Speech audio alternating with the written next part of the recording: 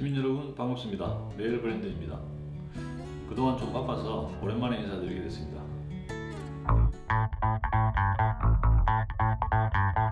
요즘 신종 코로나 바이러스 정식 명칭이 코로나19로 바뀌었죠. 코로나19 때문에 많이들 걱정이 많으실 걸로 생각됩니다.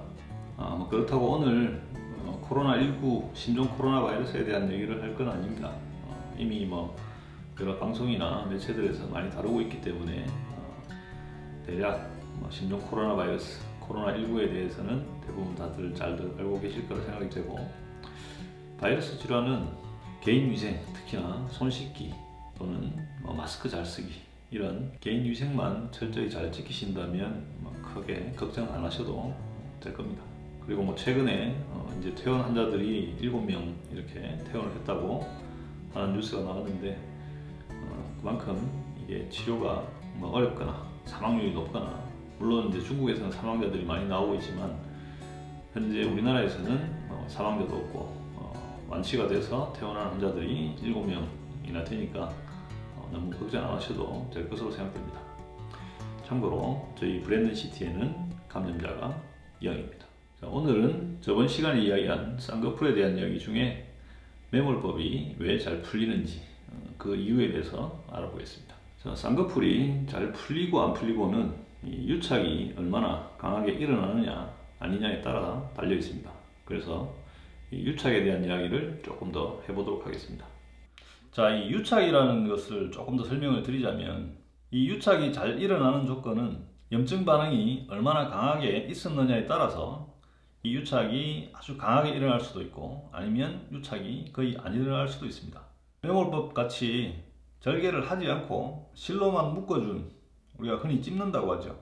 그런 경우에는 염증 반응이 일어날 확률이 그렇게 크지 않습니다. 그래서 이 실의 힘으로만 눈꺼풀 올림근과 눈꺼풀의 피부가 묶여져 있기 때문에 이것이 그렇게 오래 가지는 않습니다. 이 실의 힘에 의해서 눈꺼풀 올림근과 눈꺼풀 피부가 붙어 있다가도 그 사이에서 유착 반응이 일어나지 않으면, 이 실의 힘이 없어지는 시점이 되면 이 두 조직은 또 떨어지기 때문에 쌍꺼풀이 풀리게 되는 것이죠.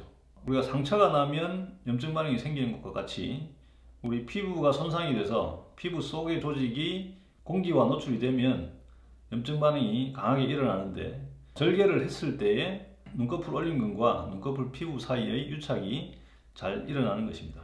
매몰법을 했을 때 눈꺼풀 속에 남게 되는 실의 길이와 절개법을 했을 때 눈꺼풀 속에 남게 되는 실의 길이가 쌍꺼풀이 풀리는데 큰 영향을 줍니다.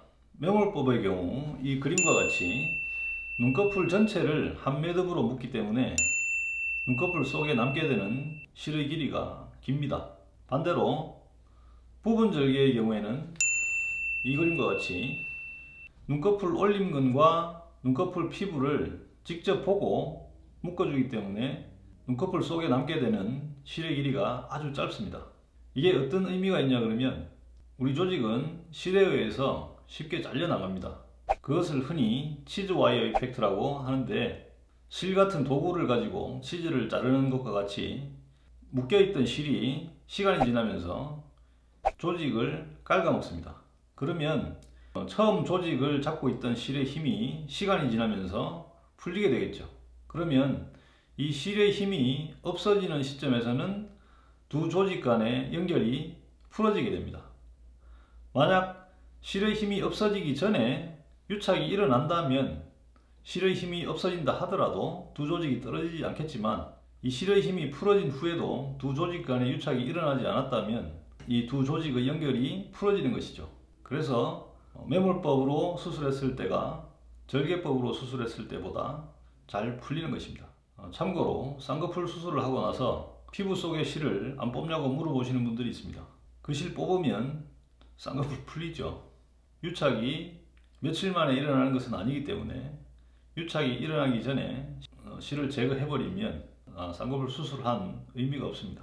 그래서 매몰법이든 절개법이든 눈꺼풀 올림근과 눈꺼풀 피부를 묶어준 실은 피부 속에 그대로 남게 됩니다. 그렇다 하더라도 그 실이 아주 얇고 아주 소량 남아있기 때문에 문제를 일으키거나 하는 경우는 거의 없습니다. 간혹 실의 매듭 부분에 인클루전 시스트라고 해서 낭종이 생기는 경우 그것이 눈꺼풀의 얇은 피부를 통해서 오돌토돌하게 이렇게 만져지는 경우가 있습니다.